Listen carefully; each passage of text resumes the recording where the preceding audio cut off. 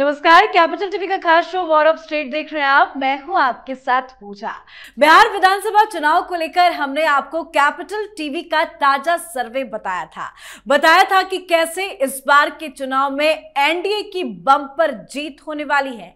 साथ ही वादा भी किया था कि भोजपुर, अंग, सीमांचल, मिथिलांचल और मगध क्षेत्रों का चुनावी सर्वे आपके लिए लेकर आएंगे। इन क्षेत्रों में कैपिटल टीवी की टीम ने ग्राउंड पर उतरकर चुनावी हाल जाना, तो आज अपने शो में लेकर आए हैं चंपारण क्षेत्र का चुनावी सर्वे। आज चंपारण के 6 जिलों की 49 सीटों का माइक्रो एनालिसिस करेंगे।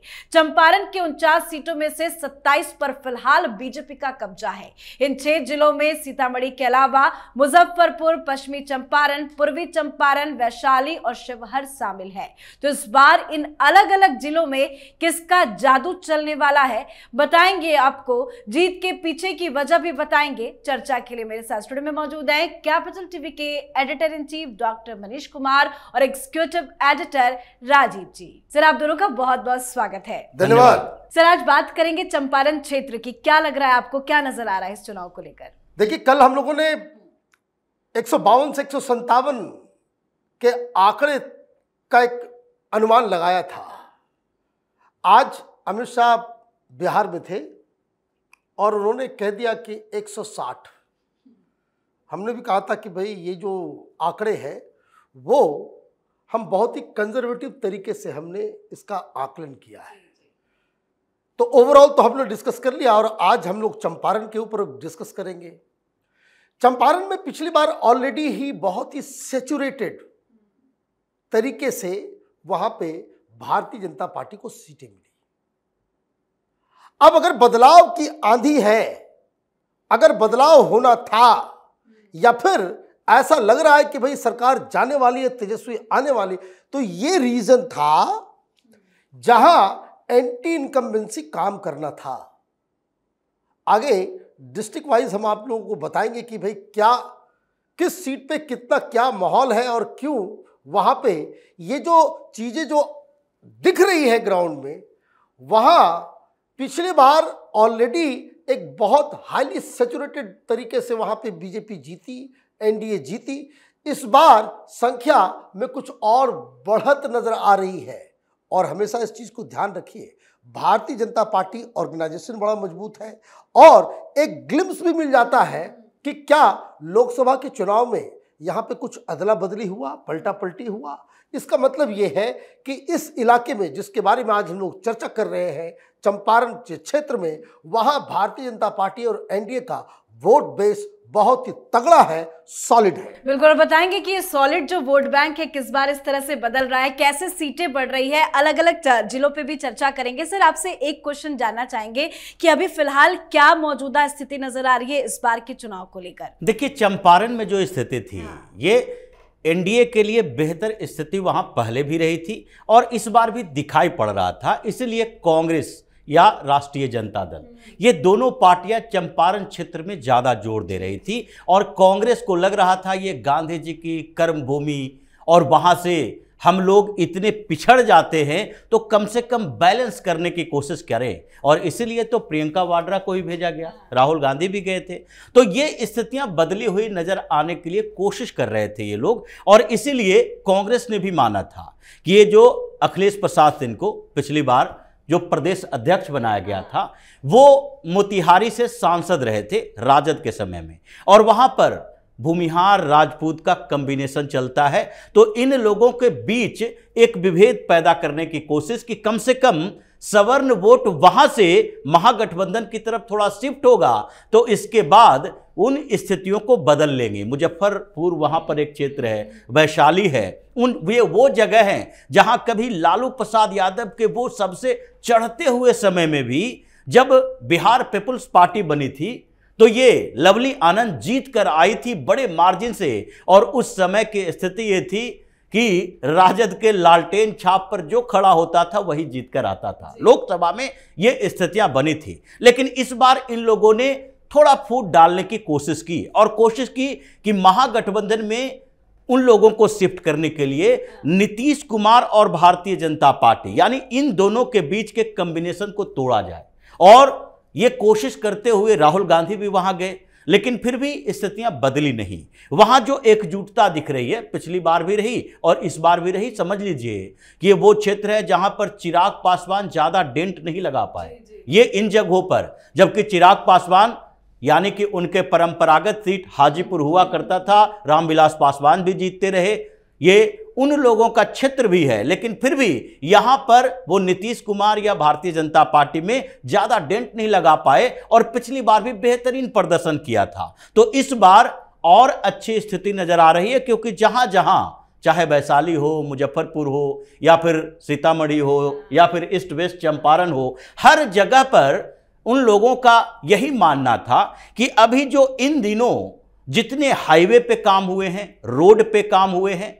घर घर में योजनाओं का लाभ पहुंचा है, उसके कारण अभी भी नीतीश कुमार सबसे बेहतर मुख्यमंत्री के तौर पर नजर आते हैं। तो विकल्प के तौर पर हम किसे चुने? हालांकि प्रशांत किशोर भी बहुत ज्यादा वहां पर प्रचार किए हैं, लेकिन उनका असर केवल भीड़ तक दिख रहा है, वोट तक जाने में वो सक्षम नहीं रहे। मतलब चंपारण की जो 49 सीटें हैं उस पर हम आपको आगे अपना चुनावी सर्वे बताएंगे कि किस सीट पर किसकी जीत नजर आ रही है, लेकिन जिलों वाइज भी आपको पहले डेटा बता देते हैं कि हमारा चुनावी सर्वे क्या कह रहा है। देखिए, ईस्ट चंपारण जहां पे कुल सीटें 12 है, इस बार एक की बढ़त बताई जा रही है। बात करें वेस्ट चंपारण की, जहां पे कुल सीटें 9 है, वहां पे यथास्थिति जो है वो बरकरार बताई जा रही है। आगे बढ़ते हैं, बात करें शिवहर, जहां पे एक सीट है और उस पर भी एक पे बीजेपी का कब्जा दिख रहा है। और सीतामढ़ी की बात करें, यहां पे भी यथास्थिति बरकरार है, हो सकता है कि आगे कुछ बदलाव देखने को मिले। मुजफ्फरपुर जहां पे कुल सीटें 11 है, जिसमें इस बार 2 सीटों की बढ़त दिखाई दे रही है। और लास्ट में बात करें वैशाली की, जहां पे 8 है, जहां पे 1 की बढ़त है। सर, ये तो हमने जिलों के वाइज से बताया कि कहां किसको कितनी बढ़त हो रही है, ये बदलाव आपको क्यों लगता है, क्यों हो रहा है? देखिए, हमने शुरू में ही कहा कि वैशाली और मुजफ्फरपुर को छोड़ दें, हाँ, तो बाकी सब जगहों पे एक तरीके से क्लीन स्वीप रहा एनडीए का, भारतीय जनता पार्टी का। शिवहर एक ऐसा डिस्ट्रिक्ट है, एक सीट है, आनंद मोहन के बेटे ने चुनाव लड़ी और वो लड़े किसी और पार्टी से, आगे वापस इधर। तो ये मसला, इसको आप साइड कीजिए। बस एक एग्जाम्पल मैं देता हूं कि क्यों बहुत सारे लोगों को लगता है एंटी इनकम्बेंसी है, एंटी इनकम्बेंसी है, लेकिन संगठन, ऑर्गेनाइजेशन और आरएसएस जो ग्राउंड वर्क करती है जमीन के ऊपर, उससे ये तय होता है कि जो पिछली बार जितने वोट मिले उसमें हम कितना लूज कर सकते हैं, कितना हम पकड़ सकते हैं। और अगर अंतर बहुत ज्यादा हो तो आप ये समझिए कि आरजेडी के लोगों को भी समझ में आ रहा है कि इस जगह पे हम डेंट नहीं कर सकते। बिल्कुल एक निगाह में डालूंगा कि जैसे वेस्ट चंपारण का डिस्ट्रिक्ट आप ले लीजिए। वेस्ट चंपारण में वैसे भी कंस्टिट्यूंसी नंबर 1 है, वो वाल्मीकि नगर। वाल्मीकि नगर में जो पिछली बार जेडीयू जीती, 38% वोट आया और 10,000 से ज्यादा मार्जिन। और आरजेडी वाले को मालूम होता है कि भाई ये सीटें नहीं जीत सकते, कांग्रेस पार्टी को दे दी गई। यही कांग्रेस पार्टी कह रही कि हम नहीं लड़ेंगे इस इलाके से। ये चंपारण वो इलाका है जहां कांग्रेस पार्टी कह रही हम नहीं लड़ेंगे, हमें इधर की सीट मत दो, क्योंकि यहां पे ऑलमोस्ट ऑल जो सीटें भारतीय जनता पार्टी जीती है 10% वोट का मार्जिन है। 10%, 38% वोट आया जेडीयू को, तो कांग्रेस पार्टी को आया 27%। 11% का डिफरेंस है वाल्मीकि नगर में। रामनगर बीजेपी जीती, 39% वोट बीजेपी को, और यहां भी कांग्रेस को सटा दिया गया था पिछली बार, 31% वोट मिला। नरकटियागंज 46% वोट मिला रश्मि वर्मा को, ये बीजेपी से थी, और सिर्फ 33%, मतलब 13% का डिफरेंस। आप कैसे यहां पे जीतोगे? और ये लगातार ये इसी तरीके का है। अब बाघा ले लीजिए, 49%, 33%। आप देखिए अंतर, 33% कहां विपक्ष के पास है, महागठबंधन के पास है, आप 49% से लड़ रहे हो। आप तो जीत, सवाल ही नहीं है कि आप यहां पे कुछ आप खाता भी खोल सके, और माहौल आपके फेवर में नहीं है। इसी तरीके से आप देखिए, जैसे नूतन है, चंपतिया है, 49%, 46% ये वोट लेकर के आ रही है भारतीय जनता पार्टी। आप वेस्ट चंपारण में एक सीट जीते, CPI-ML जीती, और वो आप इस चीज को समझिए, इसलिए इस पूरे इलाके को समझने में आसानी हो जाएगी। आप सिकता सीट जीतते हो, क्या वोट मिलता है आपको? वहां वोट मिलता है 28%। 28% पाकर के महागठबंधन चुनाव जीती। क्यों जीती? क्योंकि दिलीप वर्मा वो इंडिपेंडेंट खड़ा हो गया, बीजेपी का लीडर था, उसको आपने टिकट नहीं दिया। वो हारा कितने वोट से? एक इंडिपेंडेंट व्यक्ति जो भारतीय जनता पार्टी के बैकग्राउंड का था, वो 27% वोट लेकर के आ गया। तो आप ये समझिए कि बीजेपी का कितना बड़ा गढ़ है, और जेडीयू 21%। अगर बीजेपी का उम्मीदवार होता, जेडीयू को नहीं दिया गया होता, तो ये 27 और 21 ये वापस जो है वो चला गया होता 43%, और महागठबंधन को मिलता। तो आपको बाय फ्लुक इस तरीके से मिल रहा है। और इसी तरीके से ये सारी चीजें जो है, आप देखिए कि ये जो इलाका है, भारतीय जनता पार्टी ने इस बार इस इलाके को बिल्कुल अपने हाथ में बंद करके रखा, इसे जाने नहीं दिया है। इसलिए ये जो आंकड़ा जो आप बता रही है, ये भारतीय जनता पार्टी के लिए फिर से एक ऐसा किला साबित होगा जहां महागठबंधन को 3-4 सीटों का नुकसान और हो सकता है। मतलब वोटिंग परसेंटेज में इतना ज्यादा डिफरेंस है कि कोई चांस ही नहीं बनता। और आज जो मैंने बताया कि जिन सीटों पे बढ़त मिल रही है, जहां पे एनडीए वीक थी, वहां पे बढ़त साफ साफ नजर आ रही है। देखिए, एनडीए वीक हर जगह पर नहीं थी, इन जगहों पर, लेकिन पिछली बार जितनी जीती थी उससे ज्यादा जीती है, और उससे ज्यादा सीटें आती नजर आ रही है, क्योंकि उन जगहों पर पहले से ही इन लोगों ने ज्यादा मेहनत किया था। जो इन लोगों की स्ट्रेटजी रही थी, जो ग्राउंड में जाकर पता चलता है कि जैसे भारतीय जनता पार्टी और जनता दल यूनाइटेड का संगठन, इन लोगों ने पहले देखा कि कौन कौन सी सीटें पिछली बार हमने जीती थी और किन क्षेत्र में हमारा बेहतर परफॉर्मेंस रहा था, उस परफॉर्मेंस को और बेहतर कैसे किया जा सकता है। क्योंकि इन लोगों को भी लग रहा था कि इन क्षेत्रों में हमारे विधायक के प्रति अगर एंटी इनकम्बेंसी का फैक्टर रहा, तो भी सरकार के अच्छे कामों का भी बुरा परिणाम सामने आ सकता है। इसलिए इन लोगों ने इस क्षेत्र में ज्यादा मेहनत की, और इसी का नतीजा दिखाई पड़ रहा है कि हर जगह मोहल्ले मोहल्ले में अभी ये बूथ लेवल एजेंट कार्यकर्ता जनता दल यूनाइटेड और भारतीय जनता पार्टी के दिखाई पड़ जाते हैं। और जब कोई सर्वे करने के लिए जाता है तो वहां पर भाजपा जनता दल यूनाइटेड के कार्यकर्ता नेता ज्यादा दिखाई पड़ते हैं, महागठबंधन के अपीयरेंस कम दिखाई पड़ती है। इसीलिए इन जगहों पर उन्होंने, यानी कि भाजपा जदयू एनडीए ने जिस तरीके से काम किए हैं, उससे पहले से भी बेहतर स्थिति हो गई। लग रहा था कि सैचुरेशन पर जा रहा है। 49 सीटों में से जैसे अलग अलग जगहों पर हर जगह बेहतर परफॉर्मेंस दिखाई पड़ रहा है, उसमें इन लोगों को लग रहा था कम हो सकता है, और मेहनत करने के कारण वो और ज्यादा बढ़ गया है। तो ये तो हमने आपको अलग अलग जिलों में बताया कि कौन कहां पे मजबूत है। अब आपको ओवरऑल बताते हैं। हमारे यानी कि कैपिटल टीवी के सर्वे के मुताबिक 49 सीटों में एनडीए को 38 सीटें और महागठबंधन को 11 सीटें मिलने की उम्मीद है। मतलब हमारा सर्वे ये कह रहा है कि बिहार विधानसभा चुनाव में चंपारण क्षेत्र में एनडीए का ही दबदबा बरकरार है। सर क्या कहेंगे आप? पिछली बार तो एनडीए को 34 मिली थी, इस बार 38, पिछली बार महागठबंधन को 15, और इस बार हमारा ये सर्वे कह रहा है कि 11 सीटें आती हुई नजर आ रही हैं। देखिए, मैं कुछ और कह रहा हूं, क्योंकि ये मैं बार बार कह रहा हूं कि ये हम लोगों ने बड़ा ही कंजर्वेटिव तरीके से चीजों को लिया है। पिछली बार जैसे, अब आपको मैंने वेस्ट चंपारण के बारे में बताया, ईस्ट चंपारण में कुल मिलाकर के 3 सीटें जो है वो आरजेडी के पास गई। अब अगर जीत के ऊपर नजर करें तो जैसे सुगौली है, सुगौली में आरजेडी का उम्मीदवार जीता, लेकिन कितने वोट आए? 38%। जो हारा वो बीजेपी का नहीं था, वो था वीआईपी का। उसको कितना मिला? 36%। मतलब 2% का ही फर्क था।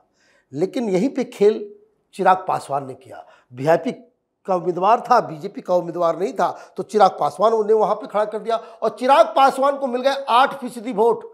अगर साथ में होता, जो इस बार साथ में है, ये सीट कैसे जीत पाती महागठबंधन? इसी तरीके से जितनी भी सीटें ये लोग जीते हैं, वहां कुछ न कुछ जो है वो लोचा नजर आ रहा है। और अगर टिकट डिस्ट्रीब्यूशन, देखिए सबसे बड़ी चीज होती है कि देखिए, मैं देख रहा था बहुत सारे सर्वे वाले जो है वो बड़ा टफ कंपटीशन है, और दिल्ली में बैठ कर के सारे ज्ञानी जो है, आंकड़े नहीं, मैं बार बार फिर एक बात कह रहा हूं, इस बार का चुनाव अलग इसलिए है क्योंकि इस बार जाति की दीवारें टूट रही है। महिला वोटर वो घर से बाहर निकलेगी अगर 5-7% मर्दों से ज्यादा वोट महिलाओं का पोल हो जाता है।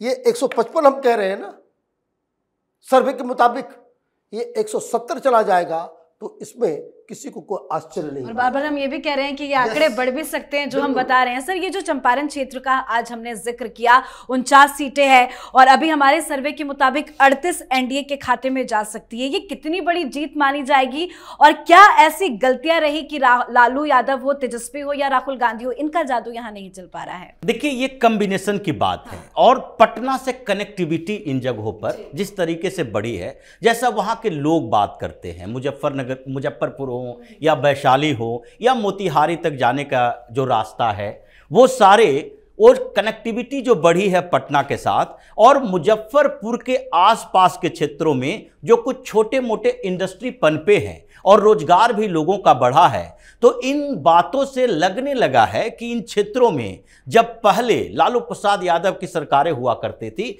तो ये ऐसा जगह बन चुका था जो मुजफ्फरपुर को एक तरह से माफियाओं को राज करने वाले जगह बताया जाता था। अब वो शांति है। एक घटना घटी वैशाली में, पिछले दिनों एक बिजनेसमैन को गोली मारा गया और उसके बाद इन लोगों ने सोचा चलो इन क्षेत्रों का ये जो पूरा कॉम्बिनेशन है वो हम चेंज कर सकते हैं, सुशासन को कुशासन की बात में तब्दील कर सकते हैं। लेकिन जिस तरीके से एक्टिव रही पटना पुलिस और उसके साथ ही वैशाली की पुलिस, दोनों ने धड़ाधड़ गिरफ्तारियां की, उसके बाद वहां के लोगों का विश्वास और बढ़ गया। जैसा वो लोग बात करते हैं, अगर ये कुशासन की बात, भ्रष्टाचार की बात या फिर लॉ एंड ऑर्डर्स के सिचुएशन की बात करेंगे तो वहां के लोग कहते हैं कि इससे बेहतर कौन देगा, इससे बेहतर स्थिति आएगी कैसे? आप क्या पूरी तरह से अपराध को खत्म कर सकते हैं? लेकिन अपराध को खत्म करने से पहले अगर अपराध होता है और उसके खिलाफ एक्शन जो लिए जाते हैं इसी के आधार पर बताया जा सकता है। तो ऐसे भी बिहार में लोगों का पॉलिटिकल जो समझ है वो कई जगहों से बेहतर है, इसीलिए वहां के लोग जो बात कर रहे हैं, तरीके जो दिखाई पड़ रहे हैं, उसमें ये कास्ट कॉम्बिनेशन से लेकर ये डेवलपमेंट का फैक्टर तक सब मिला जुलाकर इन क्षेत्रों में देखा गया कि पिछली बार से बेहतर प्रदर्शन एनडीए की रहेगी। बिल्कुल सर, बहुत बहुत धन्यवाद सर आप दोनों का समझाने के लिए। धन्यवाद। धन्यवाद। तो चंपारण की राजनीति पर आज बीजेपी का दबदबा है। विपक्ष के लिए ये क्षेत्र किले की तरह है जिसे फोड़ना आसान नहीं। बार बार कोशिश हुई लेकिन हर बार बीजेपी ने बूथ से लेकर बैलेट तक विपक्ष को शिकस्त दी और आने वाले चुनाव में भी संदेश साफ है, चंपारण का दिल मोदी बीजेपी के साथ धड़कता है और यहाँ एनडीए का झंडा फिर लहराने वाला है। तो आपको क्या लगता है चुनाव में क्या होगा? आप भी अपनी राय कमेंट करके जरूर लिखिएगा। देखते रहिए कैपिटल टीवी। नमस्कार।